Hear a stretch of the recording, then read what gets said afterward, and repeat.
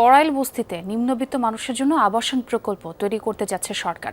আমিনবাজারে পরিচ্ছন্নতা কর্মীদের আবাসন প্রকল্পের মডেল অনুসরণ করা হবে এই প্রকল্পে। 500 থেকে 600 স্কয়ার ফুটের ফ্ল্যাট তৈরি করা হবে এখানে। যদিও নগর পরিকল্পনাবিদরা বলছেন, গুলশান এলাকায় এই ধরনের প্রকল্প উচ্চ বা মধ্যবিত্তের মধ্যে আগ্রহ তৈরি করবে। আর্থিক বাস্তবতার কারণেই নিম্নবিত্তের হাতছাড়া হবে এই প্রকল্পের সুবিধা। রানা হোসেনের ছবিতে শাকিল হাসানের রিপোর্ট। রেইনবো অ্যাক্রোপ্লাস্টে অ্যাক্রিলিক এমালশন থাকায় মুছে ফেলা যায় যে কোনো দাগ সহজেই। Rainbow Paints. কড়াইলের আকাশে মেঘের ঘন ঘটা, নিয়মিত আগুনের ঘটনায় নিঃস্ব হন অনেকে। অন্তহীন লড়াইয়ে আবারও ঘুরে দাঁড়ান এই প্রান্তিক মানুষেরা, কিন্তু তাদের জীবনে স্বচ্ছন্দ আসে না। শুধু একটুখানি মাথা গোঁজার ঠাঁই করে নিতে বনানী লেকের পাড়ে জমায়েত হয়েছেন লাখো মানুষ। রাজধানীর সবচেয়ে বড় এই বস্তির জীবন সহজ নয়। চিকিৎসা, শিক্ষা, বিশুদ্ধ পানি, স্যানিটেশনের সংকট প্রকট এখানে। জীবনের সঙ্গে জড়িয়ে থাকা এসব সমস্যা সঙ্গে করেই বেঁচে আছেন বস্তির মানুষেরা।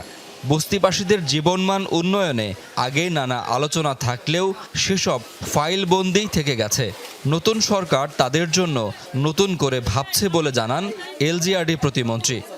কড়াইল বস্তিতে বিরাট একটা অংশ তারা দখল করে বানিয়ে ফেলেছে। তো এটা নিয়ে আমরা কাজ করছি, সিটি কর্পোরেশন এবং গণপূর্ত উভয় আমরা কাজ করছি। সুউচ্চ ভবন নির্মাণের মাধ্যমে বস্তিবাসীদের পুনর্বাসনের এই পরিকল্পনা কতটা সফল হবে তা নিয়ে প্রশ্ন তুলেছেন নগর পরিকল্পনাবিদ অধ্যাপক আদিল। কড়াইল বস্তি নিয়ে যে অনেক ধরনের গোষ্ঠীর আগ্রহ আছে, এইটাও কিন্তু সারাক্ষণ কিন্তু আমরা জনগণের মাঝে এটা নিয়ে আলোচনা দেখছি। এই জন্য সরকারের জন্য এই ধরনের কোনো কিছু কৌশল নেওয়াটা বুমেরাং হতে পারে। কড়াইলে আবাসন তৈরিতে আমিনবাজারে পরিচ্ছন্নতা কর্মীদের আবাসনের মডেল অনুসরণ করছে সরকার। ছোট ফ্ল্যাট নির্মাণের মাধ্যমে বস্তিবাসীদের পুনর্বাসনের পরিকল্পনা নেওয়া হবে, জানান প্রতিমন্ত্রী। হাই রাইজ বিল্ডিং করে এই যে 500-600 স্কয়ার ফিট করে বাড়ি করে করে তাদেরকে। গুলশানের মতো ব্যয়বহুল জায়গায় এই আবাসন প্রকল্পে নিম্নবিত্তের মানুষেরা যেন তাদের সামর্থ্য অনুযায়ী জীবন ধারণ করতে পারেন, এমন ব্যবস্থা রাখার পরামর্শ অধ্যাপক আদিলের।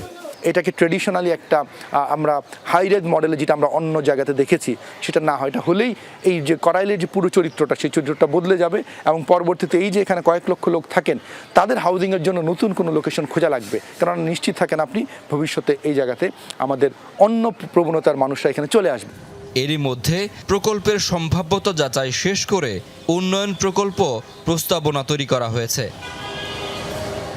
রাজধানীতে জমির উচ্চ মূল্যের কারণে নিম্নবিত্ত মানুষের জন্য আবাসন প্রকল্প বাস্তবায়ন করা বড় চ্যালেঞ্জ। এ কারণে শেষ পর্যন্ত এসব প্রকল্পের সুফল নিম্নবিত্ত মানুষের ঘরে পৌঁছায় না, যার বড় উদাহরণ ভাসানটেক প্রকল্প। তাই এখন কড়াইল বস্তি প্রকল্প নিম্নবিত্ত মানুষের জন্য কতটা কার্যকর হবে তা সময়ই বলে দেবে। শাকিল হাসান, যমুনা নিউজ, ঢাকা।